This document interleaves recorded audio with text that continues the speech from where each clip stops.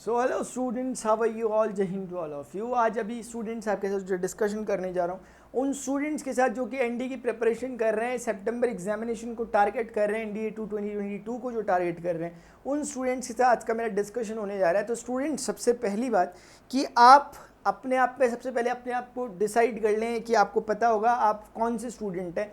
ND की preparation वो student भी करते हैं जो कि 12th पास आउट होते हैं, वो स्टूडेंट भी एनडी की प्रिपेयर करते हैं जो 12th अपीयरिंग होते हैं, और कुछ वो स्टूडेंट भी एनडी को प्रिपेयर करते हैं जो कि अभी एलिजिबल ही नहीं है एग्ज़ाम देने के लिए, 11th क्लास में एटलीस्ट पढ़ रहे हैं। ऐसे स्टूडेंट प्रिपरेशन कर रहे हैं। मैं सभी के लिए कुछ बातें कहना चाहूँगा, कॉमन बातें भी कुछ होंगी और कुछ स्पेसिफिकली मैं किसी के लिए कहना चाहूँगा आपको इन तीनों में से। तो आप इन बातों को थोड़ा ध्यान से सुनना, क्योंकि अक्सर जो स्टूडेंट गलती करते हैं वो बातें मैं यहाँ पे हाईलाइट कर रहा हूँ। आप चाहें तो इन बातों से सीख लें, आप चाहें तो दूसरों की ठोकरों से सीख लें, या आप चाहें तो खुद ठोकर खाएं और फिर सीखें। सीखना आपने ठोकर खा के ही है। अब बात ये है, तो बात स्टूडेंट यहाँ पर ये है जो मैं आपके साथ डिस्कशन करना चाहता हूँ। अगर आपने सिलेबस उठाकर अभी तक नहीं देखा तो प्लीज़ देख लें। अगर आप क्लास 11th में पढ़ते हैं, आपको लगता है कि आप तो अभी एलिजिबल ही नहीं है और फिर भी आपको लगता है कि मैं तैयारी कर रहा हूँ या कर रही हूँ, तो प्लीज़ तैयारी को सीरियस वे में करें, जैसे कि आपका ये लास्ट अटेम्प्ट होगा। क्योंकि अक्सर बहुत से स्टूडेंट होते हैं जो 11th क्लास से स्टडी करना, प्रिपरेशन करना रेडी करते हैं और आते आते उनका मोरल लास्ट तक डाउन हो जाता है। जब असलियत में एलिजिबिलिटी क्राइटेरिया को फुलफ़िल करते हैं उस समय वो अपने आप को मोटिवेटेड नहीं फील करते। उस समय वो जो जज्बा, उस समय जोश उनमें पहले रहता था वो अब उनमें रहता नहीं। कारण ये कि आप एक डायरेक्शन लेस होकर पढ़ाई कर रहे हैं। अगर आप मान लेते हैं 11th क्लास के स्टूडेंट हैं तो आप एक छोटा सा काम करें कि अपना रोड मैप अभी से बना लें। अपने जो आने वाले 1 या 1.5 साल का वक्त आपके पास बचा हुआ है, उस साल को आपने कैसे यूटिलाइज करना है, उस टाइम को, उसकी रोड मैप आपने बन जानी चाहिए। आपने क्लियर कर लेना चाहिए कि 1.5 साल में मुझे इतना सिलेबस को इतने बार रिपीट करना है, इसका रिवाइज कर लेना है, इसका मतलब मुझे अपना सिलेबस कब खत्म कर देना है। सबसे पहले लॉन्ग टर्म टारगेट बनाएं, उसके बाद मिड टर्म टारगेट बनाएं, फिर शॉर्ट टर्म टारगेट बनाएं, और फिर आप माइक्रो टारगेट्स भी बना सकते हैं। यानी कि सबसे पहले 1 साल का टारगेट बनाएं, फिर आप मिड टर्म में 6 महीने का टारगेट बना लें, फिर आप उसको शॉर्ट टर्म टारगेट में यानी कि मंथ वाइज डिवाइड कर लें, और फिर धीरे धीरे आप उनको वीक वाइज और फिर डे वाइज डिफाइन करें। तो प्लीज़ यार, क्योंकि अब्राहम लिंकन ने पहले भी कहा है और मैं आज फिर से कह देता हूँ, if you give me 6 hours to chop down a tree then I will spend my 4 hours to sharpening my axe. ऐसा कहा है अब्राहम लिंकन ने।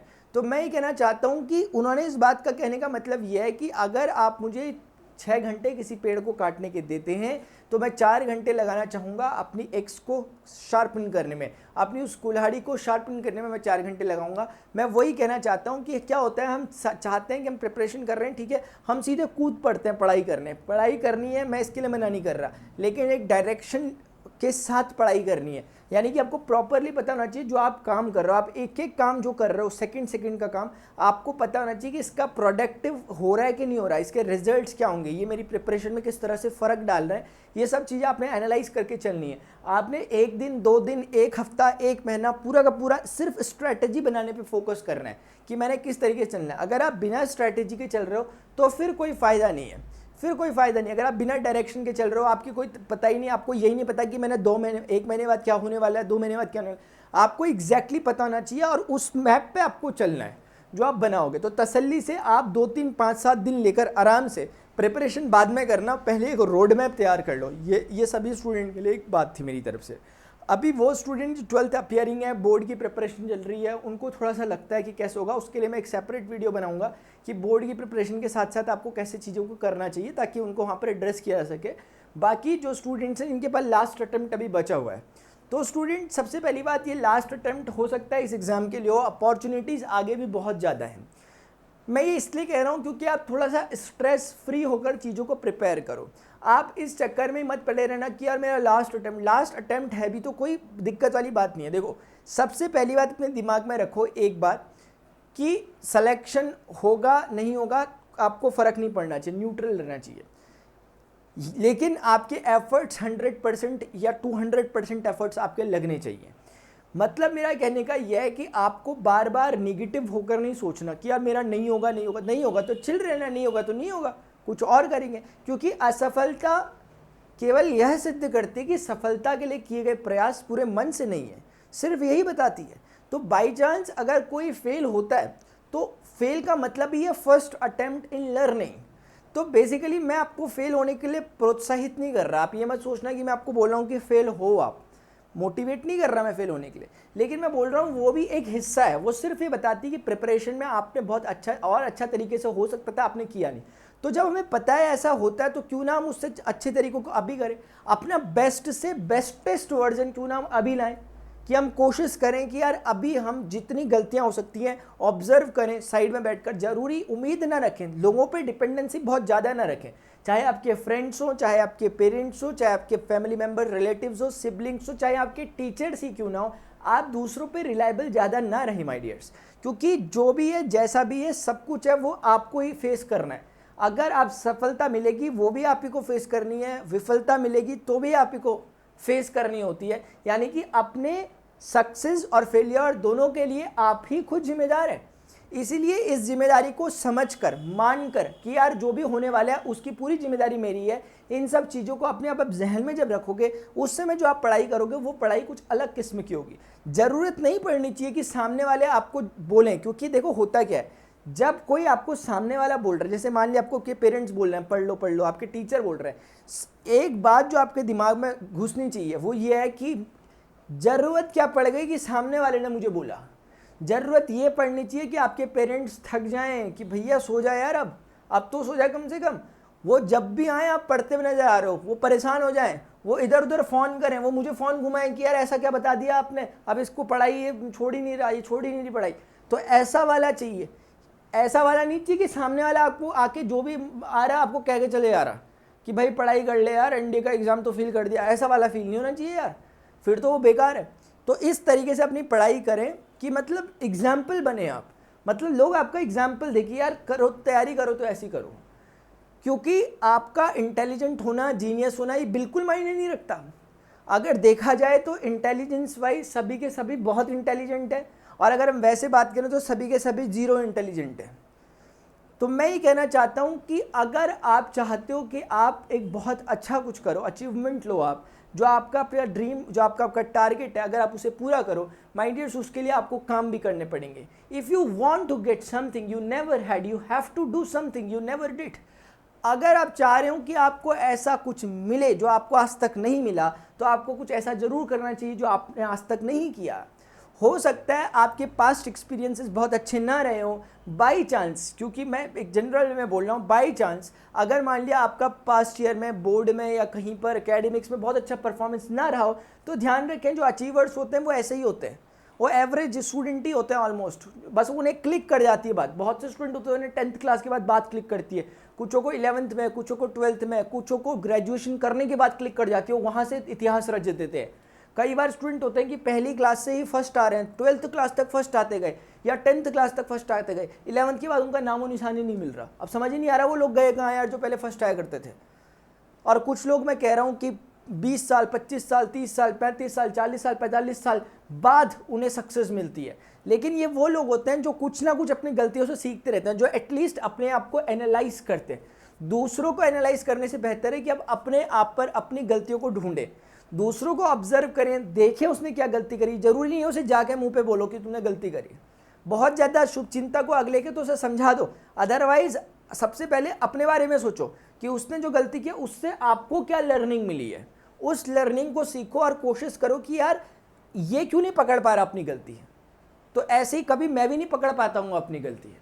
इसलिए इस चीज़ को जिस दिन आपने फील कर लिया तो उस दिन से आप अपने आप को ऑब्जर्व करने लग जाओगे, आपको अपनी गलतियों के, अपनी सही बातों का, गलतियों का पता लग जाएगा। जब भी आप कुछ गलत करोगे तो आपको याद आ जाएगा कि यार ये उस तरह की सिचुएशन, आप रिलेट कर पाओगे कि मैं कहीं उसी की तरह तो नहीं कर रहा जैसे वो कर रहा था, वो अपनी गलती समझ नहीं पा रहा था, आज कहीं ऐसा तो नहीं कि मैं भी नहीं समझ पा रहा कि मैं गलत कर रहा हूँ। ये सब छोटी छोटी बातें, इसलिए धीरे धीरे धीरे धीरे करके ये डेवलप करनी है अपने आप में स्टूडेंट, और यही एग्जाम का प्रोसेस का हिस्सा है। मतलब सिर्फ एग्जाम ये नहीं है कि यार आप प्लीज़ एक छोटी सोच के साथ कभी एग्जाम को मत दें, इस एग्ज़ाम के विज़न को समझें। ये चाहता है कि एक ऐसे स्टूडेंट को लाना जो हार्ड वर्कर हो, जो परसिवियरेंस रखता हो, जिसमें कंसिस्टेंसी हो, जिसमें पेशेंस हो, जिसमें विजडम हो, ऐसा कैंडिडेट चाहिए। ऐसे को चाहता है एग्जामिनेशन। वो ये नहीं चाहता कि यार एक ऐसा बच्चा आ जाए जो कि बस कैसे भी करके एग्ज़ाम क्रॉस कर जाए। अब मैं ऐसा नहीं कहूँगा कि वो रट्टू तोता चाहता है ऐसा कुछ, अगर कोई पढ़ाई कर रहा है, कोई बुक वॉर्म है, बुक वॉर्म को कभी कभी लोग थोड़ा सा नेगेटिव वे में लेते हैं, लेकिन लेना नहीं चाहिए यार, अच्छी बात है, कोई दिक्कत नहीं है। पढ़ोगे नहीं तो क्या करोगे अभी, फिर बुक वॉर्म बन जाओ आप, अदर एक्टिविटीज़ में इन्वॉल्व रहो ठीक है, लेकिन जो पढ़ाई का प्रोडक्टिव टाइम है उसको ऐसे यूटिलाइज करो कि लगे कि भाई पढ़ा तो इसने पढ़ा, कुछ भी काम करो तो ऐसे लगे कि यार इसका एक्सपर्ट यही है। तो इस तरीके से माय डियर्स आपको काम करना चाहिए। अगर मैं आपको बताऊं कि आपको क्लासेस कैसे लेनी है, बाई चांस आप नॉन मैथमेटिक्स बैकग्राउंड हो, आप 11th में पढ़ते हो, 12th में पढ़ते हो, या फिर आप 12th पास आउट हो, आपको मैथमेटिक्स को अच्छे से पढ़ने की ज़रूरत है, तो मैं उसके लिए क्लासेस लेता हूँ। इसको मैं आपको बताता हूँ ताकि क्लासेस कैसे होती हैं। स्पेशल क्लास अनअकैडमी एप्लीकेशन में मैं रोज़ लाइव क्लास लेता हूँ। अगर आपको पता नहीं है तो लाइव को जरूर अटेंड करें। 10-11 लेक्चर हो चुके हैं अभी, और आगे बहुत कुछ होना बाकी है 2020 की प्रिपरेशन के लिए, बहुत से अच्छे टॉपिक खुलना बाकी हैं। तो कोशिश करें, कोई बताएगा नहीं आपको मेरे अलावा, इसलिए मैं बता रहा हूँ कि क्लासेस यहाँ पे चल रही हैं। क्लासेस का टाइमिंग 8 to 9 है मेरा, जो इवनिंग में होता है। और आपको अगर लिंक वगैरह मिल लो, पहले तो मेरा टेलीग्राम और इंस्टाग्राम प्रणव पांडे 31 यहाँ पर पिंग कर देना, या इस चैनल के आप अबाउट सेक्शन में अगर जाएंगे तो वहाँ पर आपको लिंक्स मिलेंगे, वहाँ पर क्लिक करके आप मेरे से कांटेक्ट कर सकते हैं, ताकि आपको थोड़ी बहुत इन्फॉर्मेशन मिल जाए। किसी भी तरह की कोई आपको गाइडेंस चाहिए होगी मैं आपको प्रोवाइड कर सकता हूँ। ये मेरी प्लस क्लासेस का टाइमिंग है। कोई भी स्टूडेंट जो भी इंटरेस्टेड है प्लस सब्सक्रिप्शन में, एनडी की प्रिपरेशन को फुल वे में करना चाहता है, 11th में पढ़ते हो, 12th में पढ़ते हो, एक सफिशिएंट टाइम आपके पास है, तो उस टाइम को अच्छे से यूटिलाइज करें, बाद में फिर फ़ायदा नहीं होता। और एक अच्छी बात यह है कि आप अब ये वीडियो कब देख रहे होंगे डिपेंड करता है, लेकिन 30th of अप्रैल तक इसमें जो मैक्सिमम पॉसिबल डिस्काउंट है after using this code PRAN31, that is 20%। अगर आप इसको as a referral code use करते हो तो आपको मैक्सिमम पॉसिबल डिस्काउंट मिलेगा आपके सब्सक्रिप्शन में, जो भी आप ले रहे होते हैं एनडीए के रिगार्डिंग। और 30th of अप्रैल को एनडीए का एक मैथमेटिक्स का मॉक टेस्ट भी है, and this is only for exclusive for plus subscribers. ठीक है, तो ये स्टूडेंट्स कुछ बातें मैं आपको बताना चाहता था। होपफुली आपने अपने काम की बातें निकाल ली होगी, जो बातें आपको आपके काम की ना लगी हो, बेकाम की लगी हो, उन्हें यहीं छोड़ के चले जाएं। जो एक बात भी, एक सिंगल पॉइंट भी अगर आपको लगा होगा कि ये मेरे काम का पॉइंट है, मेरी ये गलती हो रही थी, इस पॉइंट पे मुझे वर्क करना चाहिए, तो खुद करें। ध्यान रखें, मैंने कहा दूसरों पे डिपेंडेंसी नहीं रखनी। ये मत सोचो कि कोई और दूसरा आके, आपको ये वीडियो मिल गया, मैंने बोल दिया, आपने सुन लिया, ये बहुत है, इतने में ही अपने आप को ग्रेटफुल मानो और आगे बढ़ो। और अपनी जो भी गलतियां वगैरह हो रही हैं, जो भी चीज़ें काम की थी, उन्हें पॉइंट आउट कर लेना अगर आपको कुछ काम की लगी, क्योंकि थोड़ी देर भूल जाने वाले हो। अब इसके नीचे से एक नया वीडियो आएगा और उसके नीचे से एक नया वीडियो आएगा, बातें इधर की उधर होती रहेंगी और फिर हम ऐसे ही घूमते रहेंगे और फिर रिजल्ट ऐसे कभी आते नहीं। तो स्टूडेंट्स अभी के लिए इतना ही, मिलते हैं अपने नेक्स्ट सेशन में। जो भी प्रॉब्लम हो, जो भी क्वेरीज हो, आप नीचे कमेंट सेक्शन में उसे सबसे पहले लिखें, और वीडियो को लाइक करें अगर आपको इन्फॉर्मेटिव लगा हो। इस चैनल को आपको सब्सक्राइब जरूर करना चाहिए, ताकि आपको ऐसी अपडेटेड इन्फॉर्मेशन और एकेडमिक्स रिलेटेड आपको चीज़ें यहाँ पर होते रहें, सेशन चलते रहें, ताकि उसके लिए। अभी के लिए स्टूडेंट इतना ही, मिलते हैं अपने नेक्स्ट सेशन में। Till then good bye, see you, take care, जय हिंद।